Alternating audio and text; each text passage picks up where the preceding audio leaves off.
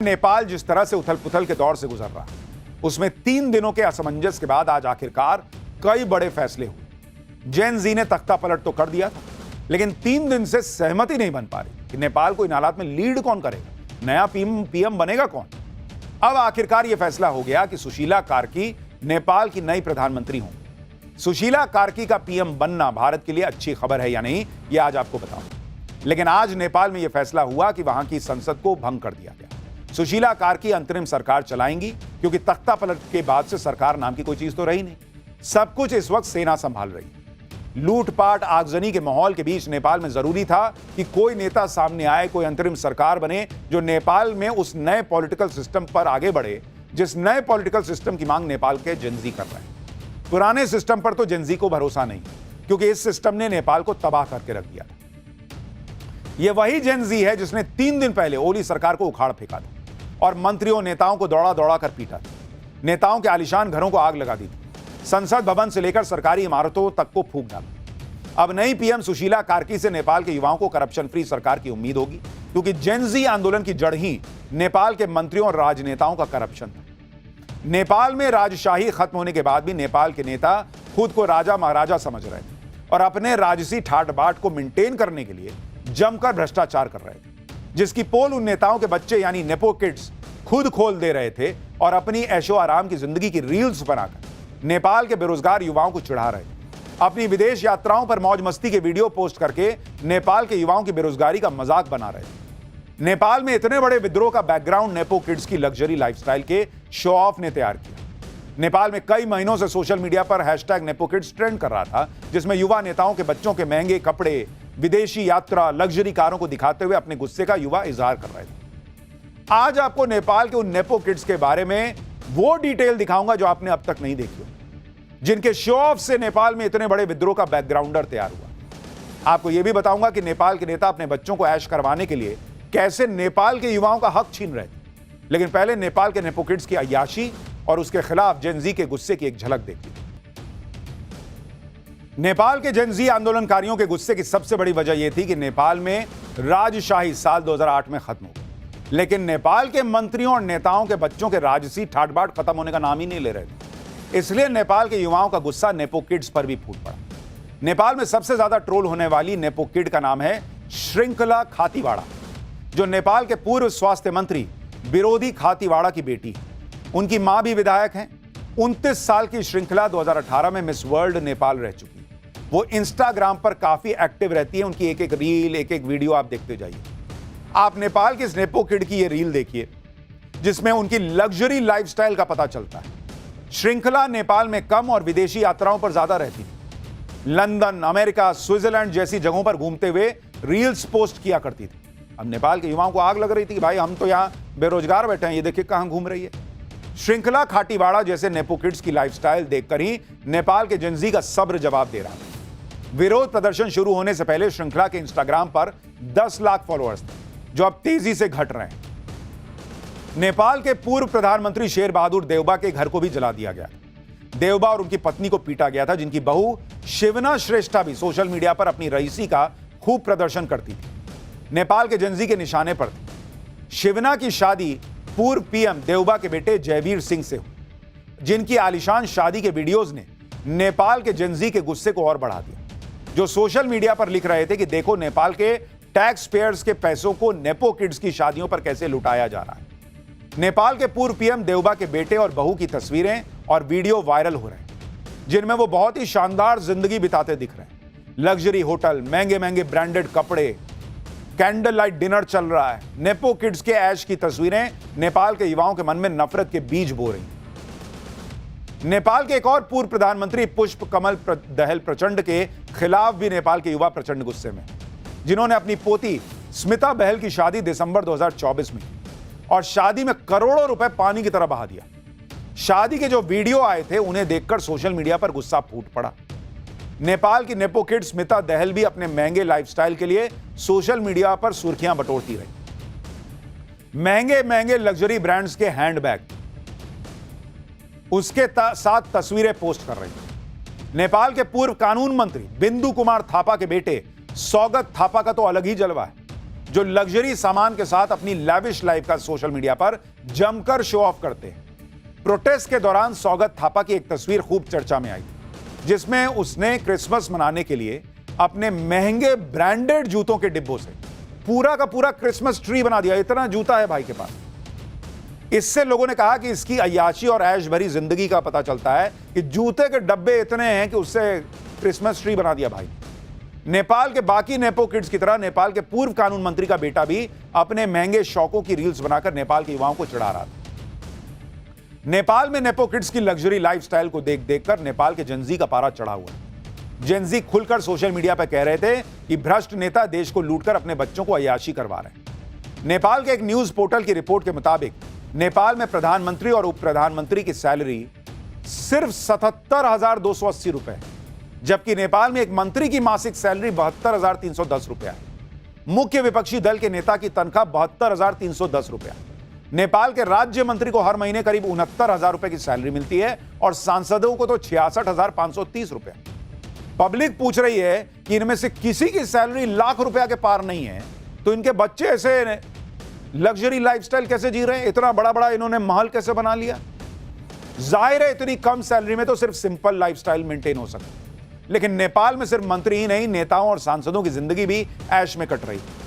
और यह कैसे मुमकिन हो रहा था, इसका पता ग्लोबल वॉच की रिपोर्ट से पता लगता है, जिसके मुताबिक नेपाल के पूर्व पीएम केपी ओली के स्विट्जरलैंड के एक बैंक में 41 करोड़ रुपए जमा है।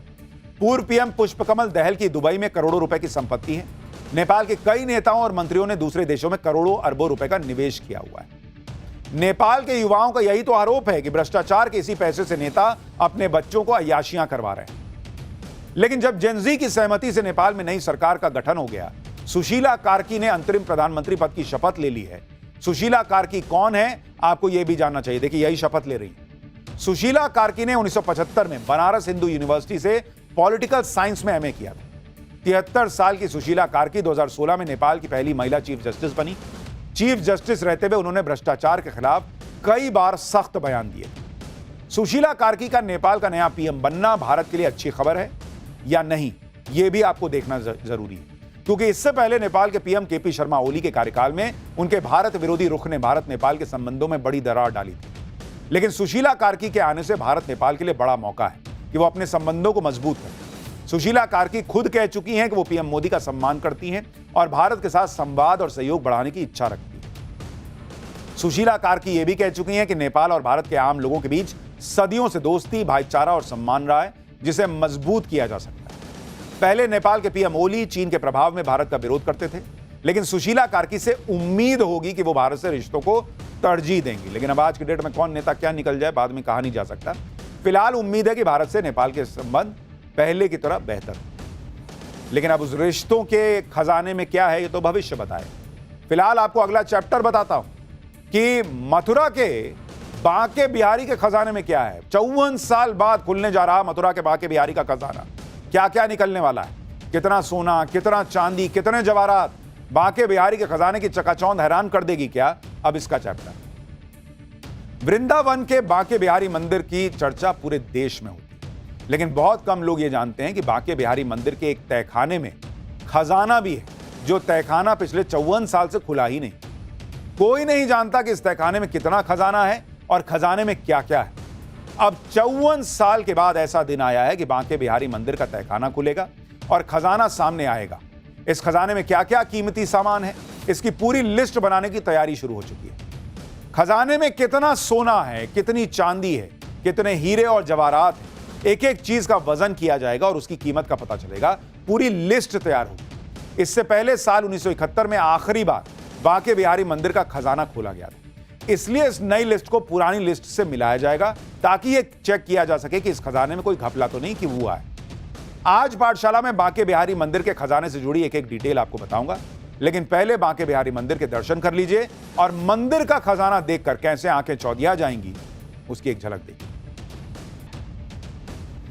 बांके बिहारी मंदिर का खजाना खुलने की इतनी चर्चा क्यों हो रही है, यह भी आपको बताता हूं। दरअसल जब 11 साल पहले केरल के पद्मनाभ स्वामी मंदिर के खजाने का तहखाना खुला, तो देश ही नहीं पूरी दुनिया हैरान रह गई, क्योंकि मंदिर के तहखाने में बंद खजाने में 1 लाख करोड़ से ज्यादा के सोने चांदी के सिंहासन, छत्र, मुकुट, आभूषण, सिक्के और हीरे जवाहरातों के ढेर मिले। इसी तरह जब पिछले साल जुलाई में पुरी के जगन्नाथ मंदिर के तहखाने को खोला गया तो वहां भी सोने चांदी के आभूषणों, सिक्कों और दूसरे चढ़ावे को ले जाने के लिए लकड़ी के बड़े बड़े बक्से लगाने पड़े। अब सब लोग ये सोच रहे हैं कि बांके बिहारी मंदिर के तहखाने का खजाना खुलेगा तो उसमें से क्या क्या निकलेगा, क्योंकि यह तहखाना 54 साल बाद खुलने जा रहा है। मंदिर के सेवायतों यानी बांके बिहारी के सेवा में पीढ़ियों से जुटे परिवार वालों के मुताबिक उनके पास रखे पुराने कागजात में खजाने में रखे जिन बेशकीमती सामान का जिक्र है उसमें पन्ना जड़ा हुआ सोने से बना मोरनी हार शामिल है, जिसे काफी दुर्लभ बताया गया है। नवरत्नों से भरा हुआ स्वर्ण कलश है। सहस्त्र फणी यानी सैकड़ों फनों वाला शेषनाग, जिसे चांदी से बनाया गया है। हीरे जवाहरात से जड़ी हुई सोने की छड़ियां और बांसुरी, सोने और चांदी के सिक्कों के ढेर, कीमती आभूषण और गहने शामिल हैं। इसके अलावा भरतपुर, करौली, ग्वालियर जैसी रियासतों से मिले दान सेवा पत्र भी रखे गए। बांके बिहारी मंदिर के तहखाने का रास्ता श्री बांके बिहारी जी की मूर्ति के सिंहासन के नीचे बने एक सीक्रेट रास्ते से होकर जाता है। यह रास्ता करीब 12 सीढ़ियां उतरने के बाद बना हुआ है। श्री बांके बिहारी मंदिर से हमारे सहयोगी की एक रिपोर्ट देखिए। हम वृंदावन में मौजूद हैं और ये देखिए आप मेरे पीछे श्री बांके बिहारी मंदिर देख रहे हैं। श्री बांके बिहारी मंदिर में बांके बिहारी जहां पर विराजमान है उनके सिंहासन के ठीक नीचे ही ये तोशित खाना है और वहीं पे पूरा का पूरा जो खजाना है वो मौजूद है। ये जो आप मंदिर देख रहे हैं, मंदिर के अंदर अगर मैं आपको बताऊं तो ये जो दीवार आप सामने देख रहे हैं, गेट नंबर 1 के सामने निकासी द्वार जो है वहां पर लेफ्ट हैंड साइड में, यानी कि ये जो आप देख रहे हैं ये यहाँ पर जहां बांके बिहारी विराजमान है उनके सिंहासन के ठीक नीचे जो है वो एक तोशित खाना है और उसी के अंदर जो खजाना है वो मौजूद है। श्री बांके बिहारी मंदिर में खजाने का रास्ता सीक्रेट रखे जाने की वजह भी मंदिर के पुजारियों ने बताई। पुजारियों के मुताबिक ब्रिटिश शासन के दौरान श्री बांके बिहारी मंदिर के खजाने में 2 बार चोरी की कोशिश हुई। पहली बार साल 1926 में और फिर उसके बाद 1936 में। इसी के बाद से श्री बांके बिहारी मंदिर के तहखाने में बने लोहे के गेट को मोटी मोटी जंजीरों से बंद कर दिया और गुप्त दान को तहखाने तक पहुंचाने के लिए श्री बांके बिहारी जी की मूर्ति के पास से ही एक छोटा सा रास्ता बना दिया गया और मंदिर में खजाने की सार्वजनिक तौर पर चर्चा बंद कर दी। धीरे धीरे लोग मंदिर में छुपे खजाने की बात को भी भूल गए। अब देखिए, जब श्री बांके बिहारी मंदिर का खजाना खुलने वाला है तो हमारे सहयोगी ने मंदिर में दर्शन करने पहुंचे श्रद्धालुओं से खजाने के बारे में सवाल पूछा। ज्यादातर श्रद्धालुओं ने इसकी जानकारी होने से भी इनकार किया। आप लोग यहाँ दर्शन करने के लिए आए हैं? हाँ जी। आपको जानकारी है यहाँ बांके बिहारी में खजाना भी है नीचे? नहीं, इसके बारे में कोई जानकारी कोई जानकारी कभी पता नहीं कर पाए? नहीं, कभी पता नहीं। आपको पता था कि यहाँ जानकारी खजाना है इसके बारे में? नहीं, जानकारी नहीं थी। देखिए यहाँ लोग हैं, इनको पता नहीं है। आपको जानकारी थी यहाँ पे खजाना है? नहीं, हम तो दर्शन करने आए दर्शन हैं। नहीं। कभी सुना था आपने यहाँ? नहीं। अच्छा, आप लोग भी दर्शन? श्री बांके बिहारी मंदिर के खजाने का रहस्य तो जल्दी ही खुल जाएगा। मंदिर में खजाना कब बनाया गया और कब कब खुला ये भी आपको बताता हूं। श्री बांके बिहारी मंदिर कमेटी के सदस्य आचार्य दिनेश गोस्वामी के मुताबिक बांके बिहारी मंदिर के मौजूदा स्वरूप का निर्माण साल 1864 में भरतपुर के राजा रतन सिंह ने करवाया। राजा रतन सिंह ने ही बांके बिहारी जी के खजाने को सुरक्षित रखने के लिए मूर्ति के नीचे तहखाना बनवाया। आखिरी बार जब साल 1971 में खजाना खोला गया उस वक्त खजाने से कई कीमती आभूषण और गहनों की लिस्ट बनाकर एक बक्से में सील करने के बाद बैंक के लॉकर में जमा करवा दिए गए। इसके बाद साल 2002 और 2004 में मंदिर समिति ने खजाने को खोलने की कोशिश की लेकिन मंजूरी नहीं मिल पाई। अब यह भी जानना जरूरी है कि आखिर 54 साल के लंबे इंतजार के बाद श्री बांके बिहारी मंदिर का खजाना खुल क्यों रहा है। दरअसल श्रद्धालुओं की सुविधा के लिए बांके बिहारी मंदिर कॉरिडोर बनाने का फैसला हुआ है, जिसके लिए जमीन मंदिर के खजाने से खरीदी जानी है। हालांकि सुप्रीम कोर्ट पहले ही यह साफ कर चुका है कि सिर्फ जमीन खरीदने के लिए ही बांके बिहारी मंदिर के खजाने का इस्तेमाल किया जा सकेगा। श्री बांके बिहारी मंदिर कॉरिडोर करीब 5 एकड़ के एरिया में बनना है और इस पर करीब 500 करोड़ की लागत आने का अनुमान है। यह खर्च कॉरिडोर के लिए जमीन के अधिग्रहण पर किया जाएगा। जमीन के अधिग्रहण में जिनके मकान और दुकान आएंगे उन्हें मुआवजा भी दिया जाएगा। यूपी सरकार ने 2022 में इलाहाबाद हाईकोर्ट में यह कहा था कि भीड़ को कंट्रोल करने, मंदिर में भक्तों के लिए बेहतर होल्डिंग एरिया और कॉरिडोर बनाने के लिए मंदिर के नाम 5 एकड़ जमीन खरीदी जानी है। यूपी सरकार ने कोर्ट में यह भी जानकारी दी थी कि श्री बांके बिहारी मंदिर में हर रोज 40 से 50 हजार श्रद्धालु दर्शन के लिए पहुंचते हैं। वीकेंड पे आंकड़ा 2 लाख तक पहुंच जाता है और त्योहारों पर तो 5 लाख श्रद्धालुओं के पार चला जाता है। कॉरिडोर बनने के बाद श्री बांके बिहारी मंदिर तक पहुंचना दर्शन करना कितना आसान हो जाएगा, इसे समझने के लिए आपको बांके बिहारी मंदिर में जुटने वाली भीड़ की तस्वीर देखना चाहिए।